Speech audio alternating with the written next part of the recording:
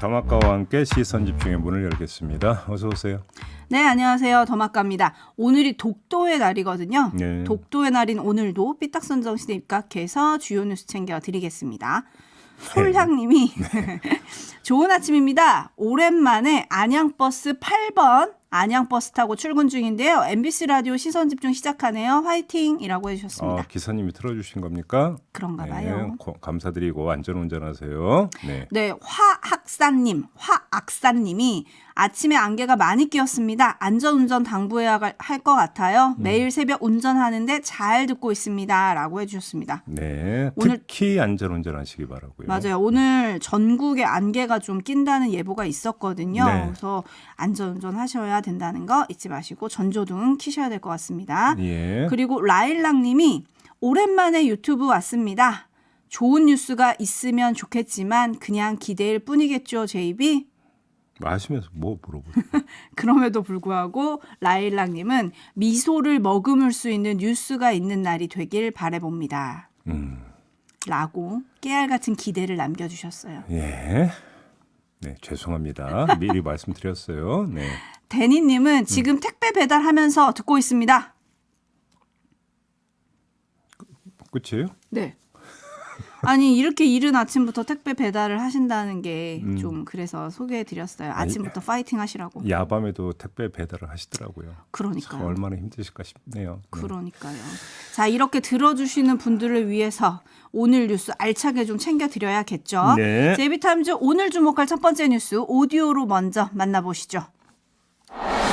강원도 양양의 기사문항 앞 해경 경비정이 북한 소형 목선을 결박한 뒤 해군 기지 근처로 끌고 옵니다. 속초 앞바다 11km 해상에서 보거잡이를 하던 우리 어민이 북한 배를 발견했습니다. 길이 7.5m의 소형 고기잡이 목선이었는데 우리 어선의 레이더에도 잡히지 않았다고 목격자는 밝혔습니다. 그냥 평범하고 그대로 한 두 바퀴 빙빙 돌더라고요. 그래 하는 행동 이상해서 계속 유심히 관찰했지 한 10분 동안. 이상한 선박이 또 쓴 거 있지. 배에는 북한 남성 1명과 여성 3명이 타고 있었는데 먼저 출동한 해경의 귀순 의사를 밝혔고 정부 합동정보조사팀의 조사가 이루어지고 있습니다. 정치권에선 NLL을 넘어선 목선을 어민이 발견했다는 점을 들어 군의 경계 실패 가능성을 제기했습니다. 실제 소형 목선은 레이더에 탐지하기가 어려운 것은 사실이에요. 그럼에도 불구하고 NLL 35km 내려오기 전에 이미 포착이 돼서 작전이 시작이 됐어야 되는데 이에 대해 합동참모본부는 목선이 NLL을 언제 넘었는지는 파악하지 못했지만 이후 감시 장비를 통해 목선을 추적하는 과정에서 어민이 신고가 이루어졌다고 해명했습니다.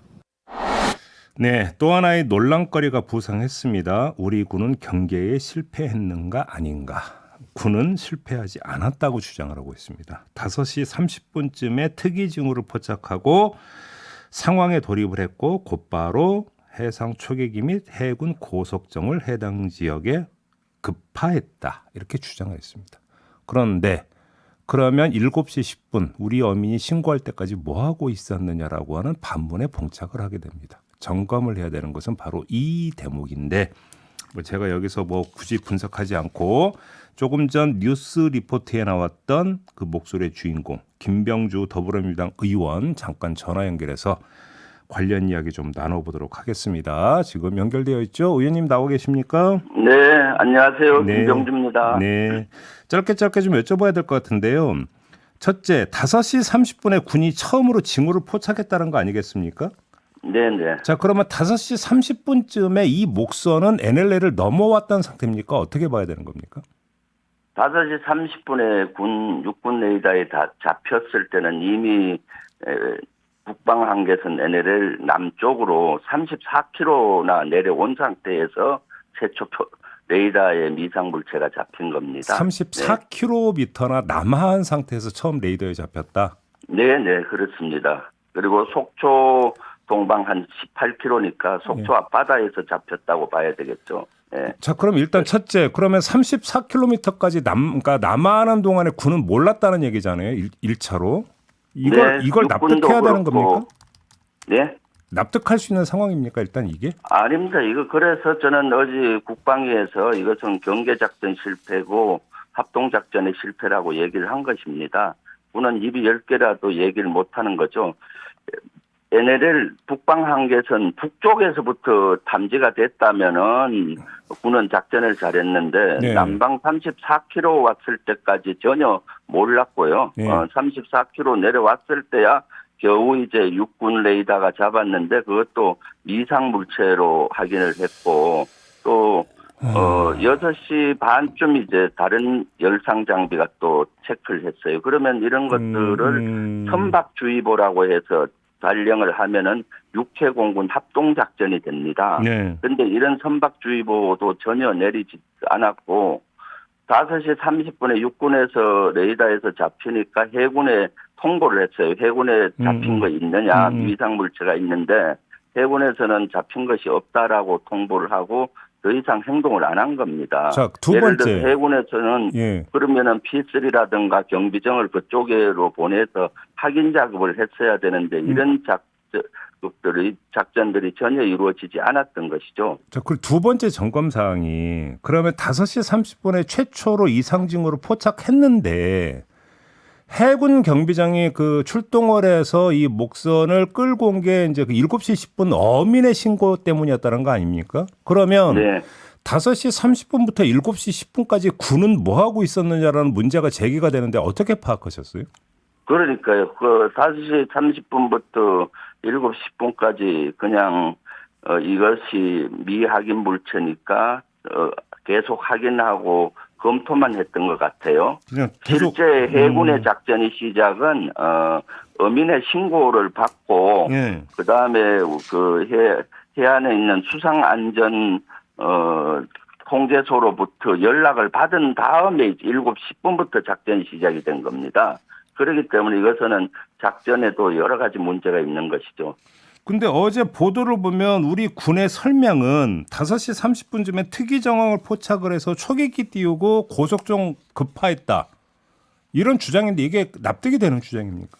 고속정과 P3기를 띄운 것은 사실인데 예. 이 5시 30분 레이더에서 포착된 것 때문에 띄운 것은 아니고 예. 4시부터 이미 북한에서 여러 가지 이상 징후가 있었어요. 예. 예를 들면 이걸 찾는 징후 같은 게 있었을 거 아닙니까? 그래서 예.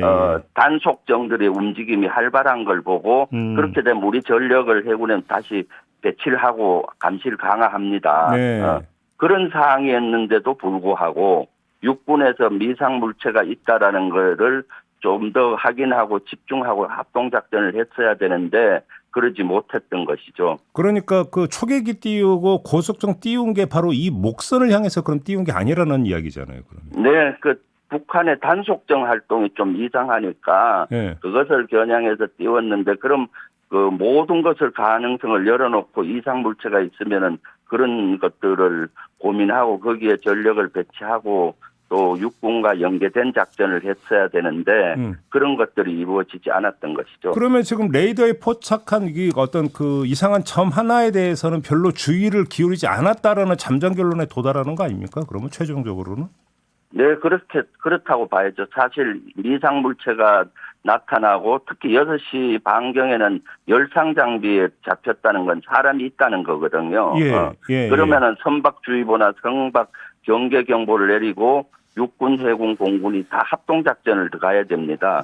거기에는 사실 그 무장하지 않은 인원이어서 다행이지 무장하는 인원이었다면은 우리 민간 선박이 신고하고 했잖아요. 옆에 가기도 하고 그 피해를 보지 않았겠습니까? 그러니까 이것은 완전히 합동작전의 실패이기도 하죠. 그리고 저는 더 큰 문제가 이렇게 실패를 했는데도 불구하고 군은 실패를 인정하지 않고 성공한 작전으로 오지 둔갑시켜서 발표를 하는 것을 보고 참으로 문제가 크다라고 봅니다. 왜냐하면 군은 이러한 문제를 정확히 인식해야 보완을 할 거 아닙니까? 그런데 마치 4시부터 북한을 보고 있었기 때문에 잘한 작전이다라고 하는 것은 너무나 어이없는 얘기죠. 이게 그러니까 2019년에 있었던 이른바 삼척항 노크 기순하고 뭐가 다른 겁니까 그러면? 노크 기순 때도 한 10m 함선이었는데 그때 문제가 많았지 않습니까? 그래서 사실 국무총리하고 장관도 대국민 사과문을 하고 많은 인원이 문책을 당하고 또 많은 게 보완됐습니다. 그 사이에 그런데도 이러한 일이 반복되는 것은 군이 너무나 안일하다는 거죠. 현재 작전하는 시스템은 많이 보완이 됐습니다. 그 이후에. 네. 그런데 어저께는 사실 4시부터 경계를 강화하면서 했는데도 불구하고 미상 물체가 육군에서 발견됐다 하는데 해군에서는 무시하고 이러한 처사들은 현재 그 군의 대비태세라든가 정신태세가 이완된 것이 아닌가 하는 생각이 듭니다. 알겠습니다. 마지막으로 아무튼 그 목선에 이제 4명이 타고 있었다는 거잖아요. 이 사람들의 네네. 신원이 어떤 신원인지는 지금 밝혀졌습니까? 어제 국방에서는 남성 1명과 여성 3명이라고 얘기를 했고 신분이 나머지는 뭔지는 뭐 어민인지 뭔지 이런 건 아직은 모르는 겁니까? 네, 예, 그것은 아직 확인을 못했다고 합니다. 그래서 그것은 조사하고 난 다음에 네, 공식적인 그걸 들어야 되겠습니다. 알겠습니다. 자, 말씀 여기까지 들어야 될 것 같네요. 고맙습니다, 의원님. 네, 감사합니다. 예. 민주당의 김병주 의원하고 지금 잠깐 이야기를 나눠봤는데요. 성공한 작전이라고 군은 자평을 하고 있다는데 좀 솔직히 납득하기 힘든 부분이 지금 여러 대목에 있습니다. 이게 아마 또 논란이 될 것 같으니까 이후 정치권에서 어떤 논란이 되고 당국은 또 어떻게 설명할지 한번 좀 그러니까 지켜보도록 하고요. 네, 촌철님들의 반응 잠깐만 전해드릴게요. 권광윤 님이 그럼 목선으로 침투하면 우리 해상은 그냥 통과인가요? 레이더에 안 잡히니까? 이렇게 올려주셨고 3559번 님도 비슷한 의견이세요. 목선이나 고무보트 타고 북한군이 공격해오면 레이더에 안 뜨니 우리 군은 대처를 못하겠네요. 라고 물음표 보내주셨고 8672님은 경계에 실패한 지휘관은 용서할 수 없지 않을까요? 라고 보내주셨는데 좀 경계 실패냐 아니냐 이 논란이 좀 일 것 같습니다. 그러니까요. 지켜보도록 하고요. JB타임즈 다음 주목할 뉴스는 어떤 겁니까? 김한길 국민통합위원장이 연일 언론 보도를 타고 있습니다. 어제 또 보도가 나왔는데요. 어제 오전에 서울 프레스센터 외신기자클럽에서 국민통합위원회 행사가 열렸나 봅니다. 그 뒤에 취재진과 만났는데 이뉴한 씨뿐만 아니라 누구도 또 당의 어떤 자리에 대해서도 인사에 대해서 전혀 개입하지 않았다 이렇게 주장을 했다고 하고요. 내가 방송하면서 이뉴한 혁신위원장을 안 지가 4, 5년 된다. 그동안 너댓 번 정도 안부 전화 주고받은 게 전부다. 매일 통화한다 이런 거 아니다. 이렇게 주장을 했다고 하고 총선에 출마할 계획도 선거에서 별도 역할을 할 계획도 없다. 이런 말도 또 했다고 합니다. 네, 또 했습니다. 이전과 똑같은 얘기죠? 네, 2가지 점만 짚겠습니다. 첫째, 매일 김한길 위원장 관련 뉴스를 지켜보는 김기현 대표의 심경이 어떨까가 저는 궁금했습니다. 어허. 흐름이 이런데 정말 자신을 중심으로 당의 정비가 이루어지고 있다고 믿고 있을까라는 생각을 해봤습니다. 문제는 이런 언론의 주목이 왜 발생했느냐. 보궐선거 패배 직후 윤석열 대통령이 김한길 위원장을 띄우면서 시작이 된 거 아니냐라는 점 때문에 드리는 말씀입니다. 그래서 언론은 김한길 위원장의 거듭된 부인에도 불구하고 계속 촉을 지금 발동시키고 있는 거 아니겠습니까? 그걸 지켜보는 김기현 현 대표의 심경이 참 궁금한 거고요. 2번째, 이거 속담이니까 얘기해도 되죠. 우리 속담에 반개가 잦으면 뭐가 된다 뭐 이런 얘기가 있습니다. 네. 왜 웃어요? 네. 저 몰라가지고 찾아봤어요. 우리 속담이 있어요 그런 거. 네. 근데 흐름이 저러다가 또 정치한다고 나서도 전혀 이상하게 여겨지지 않을 것이다라는 겁니다. 아하. 왜?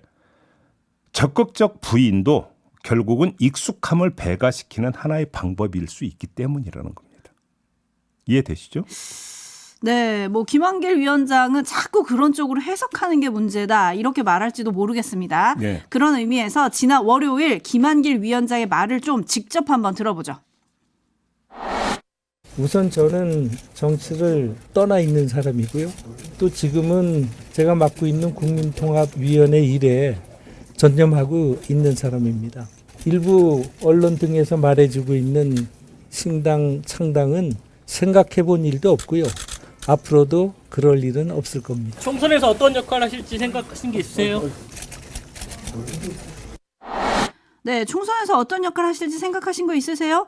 없습니다 라고 답하셨으면 깔끔했을 텐데 또 없다고는 말을 안 하셔가지고 이게 또 논란을 낳기도 했는데 점점점이었습니까? 네, 점점점이었죠. 그래서 해석을 낳기도 했는데 뭐 여튼 어떻게 될 것인가. 또 정치는 생물이니까 내가 그때는 그렇게 말했지만 또 지금은 이렇다. 국민이 나를 불렀다. 이러고 짠하고 나타나는 건 아닐지. 계속 물음표가 붙는데 요것도 요러면 안 되는 거죠. 일단은 이분의 말을 믿어야겠죠? 안 믿을 근거가 현재로서는 없으니까요. 네. 네. JB타임즈 다음 주목할 뉴스는 오디오로 먼저 만나보시죠. 정부가 제2, 제3의 조두수는 국가시설에서 살도록 하는 방안을 추진하기로 했습니다. 아동 성폭행범 또는 3번 이상 성폭력을 반복해 10년 이상 징역형을 받고 전자발찌를 찬 이들이 대상입니다. 검찰이 청구하면 법원이 전자발찌 부착 기간 중 일정 기간 거주지를 제한하는 겁니다. 대학생들이 많이 몰려 있는 원룸촌이나 학교 주변에 거주하더라도 막을 방법이 없습니다. 그 지역의 홍역을 치르는 상황이 반복되어 오지 않았습니까? 성범죄자 주거지를 제한하는 법은 미국 플로리다에서 처음 도입됐습니다. 성폭력으로 숨진 9살 피해자의 이름을 따 제시카법으로 불리는데 아동 성범죄자가 학교 500m 안에선 살 수 없도록 했습니다. 정부는 제시카법을 그대로 도입하면 성범죄자들이 학교가 적은 시골로 밀려나 지역 차별이 될 수 있다는 우려 때문에 우리 현실대로 방안을 만들었다고 밝혔습니다. 정부는 법안을 26일 국회에 제출할 예정인데 법안이 국회를 통과하면 현재 전자발찌를 차고 있는 325명이 1차 검토 대상이 되고 매년 5, 60명이 추가 검토 대상이 됩니다. 네, 이미 그 전부터 이제 조금씩 그 예고성 이야기는 나왔는데 어제 공식적으로 입법 예고를 했습니다. 그러니까 입법 예고를 한다고 밝혔어요. 내일 입법 예고를 한다고 한 건데, 자, 점검할 점이 있습니다. 가장 먼저 점검할 건 기준과 절차인데요. 비교적 이건 명확한 것 같습니다. 고위험 성폭력 범죄자 기준으로 13살 미만 아동을 상대로 성범죄를 저질렀거나 3번 이상 성폭력 범죄를 저지른 전자장치 부착 대상자 가운데 10년 이상의 형을 선고받은 성폭력범. 그러니까 기준은 비교적 명확하고, 그다음에 행정부가 임의로 이들을 거주 제한하는 게 아니라 법원의 판단에 맡긴다라는 절차를 뒀으니까 이거는 명확하게 일단 설정이 됐다고 봐야 될 것 같은데요. 근데 문제는 그 다음인 것 같습니다. 뭔데요? 거주 제한이잖아요. 그러면 또 하나 있습니다. 활동 제한은 어떻게 하는 겁니까? 활동 제한은 하는 겁니까? 안 하는 겁니까? 어허. 무슨 이야기냐면 그러니까 이 사람들도 출소를 하면 먹고는 살아야 될 거 아닙니까? 먹고 살려면 경제 활동을 해야 될 거 아닙니까? 그렇죠. 경제 활동을 하려면 나다녀야 될 거 아닙니까? 그런데 거주 제한만 하고 활동 제한을 하지 않으면 길거리에서 그 누구라도 마주칠 수 있는 거 아니겠습니까? 그러면 이 문제에 대한 방비도 지금 함께 포함이 되어 있느냐라는 문제예요. 근데 제가 어제 그래서 법무부 그 이 홈페이지에 들어 보도 자료를 봤거든요. 못 찾겠던데요, 그 내용. 제가 좀 눈이 나쁘긴 한데 혹시 눈이 나빠서 못 찾으면 좀 누가 좀 다시 좀 말씀을 해주시고, 그 활동 제한 그런데 없더라고요. 근데 활동 제한을 한다라는 것도 그 얘기가 약간 뭐한 게, 그러면 국가가 먹여줘야 된다는 얘기가 되는 거잖아요. 이게 그러면 온당한 얘기냐라는 얘기 또 연결이 될 수 있는 거 아니겠습니까? 그러면 경제 활동은 하는데 거주는 제한한다. 그러면 이 사람들은 날아다닐 거냐라는 겁니다. 어떻게 할 거냐라는 것이죠. 이 부분에 대한 이야기가 없다. 이건 궁금해서 드리는 질문입니다. 이에 대한 지금 대책도 세워놓고 어제 발표를 한 거냐, 이걸 묻고 있는 겁니다. 네, 그래서 지금 전문가들도 뭐 여러 얘기를 하더라고요. 장영수 고려대 법학전문대학원 교수 같은 경우에 어렵게 일자리를 구했는데 거주시설이 멀어서 경제활동이 안 되면 그건 또 누구의 책임이냐, 이렇게 묻기도 했더라고요. 그럼 장영수 교수의 말대로 그러면 활동 제한은 하지 않는다는 얘기가 되는 거잖아요, 전제는. 지금 일단 보면 그렇죠. 그러면 그러니까 나다니고 오가는 과정에서 저기 사람들 만나서 그러면 그 성폭력 범죄를 다시 저지를 가능성을 그럼 어떻게 봐야 되는 겁니까? 이거는. 또 울리희님 같은 경우는 이러면 좀 이중처벌 아닌가요? 라고 물어주셨고, 윈펠리스님은 저 동네를 받아줄 지역은 있을까요? 어떤 시설에 산다는 건가요? 그거는 예를 들어서 뭐 시설을 새로 지을 수도 있고 아니면 기존 시설을 활용할 수도 있다라고 하는 것인데, 근데 그 시설 주변에 또 민가가 있을 거 아닙니까? 그러니까요. 그럼 민가에 사는 사람들이 또 반발하지 않겠느냐, 이런 얘기는. 그건 그 꼬리에 꼬리를 무는 거니까 끊어야 되는 겁니다. 뭐 그건 그렇다 치겠는데 활동 제한 어떻게 할 거냐는 얘기예요, 제 얘기. 네, 뭐 거기에 대한 답이 나올지 좀 지켜보도록 하고요. 네. 다음 뉴스 짧게만 짚어볼까요? 서울경찰청 반부패 공공범죄 수사대가 어제 압수수색을 단행을 했는데 이호진 전 태광그룹 회장 관련이거든요. 뭐 자택 등이 포함이 되어 있습니다. 네. 근데 논란이 되는 게 이 사람이 지난 8월 광복절 그 특사 때 복권 대상자에 포함이 되어 있던 사람 아니겠습니까? 그러니까요. 그럼 도대체 뭘 믿고 그때 복권을 시켜줬느냐라는 얘기가 나오는 거잖아요. 나올 수밖에 없죠. 그러니까 여기서 이런 문제가 지금 제기되는 거 하나만 예를 들면 경제개혁연대가 지난 5월에 태광그룹이 이전 회장과 친족이 100% 소유한 골프장 업체 TCC의 회원권 판매를 위해 계열사를 부당하게 동원했다면서 공정거래위원회 조사를 요청한 일이 있었어요. 5월에. 그러면 정부도 알고 있었다고 봐야 될 거 아닙니까? 네. 그러니까 복권 해주기 전에. 그럼 이건 전혀 고려를 안 했던 겁니까? 무시했던 겁니까? 그러면 경우에 따라서 다시 수사가 이루어질 수도 있다라는 것들은 무시를 하고 그냥 복권 시켜준 겁니까? 이게? 이러니까 논란이 되는 거 아니겠습니까? 네. 시간이 다 돼서 여기까지밖에 못하겠습니다. 물프레님이 빼주더니 잘한다라고 올려주셨네요. 마무리하겠습니다. 더마카 수고하셨어요. 고맙습니다.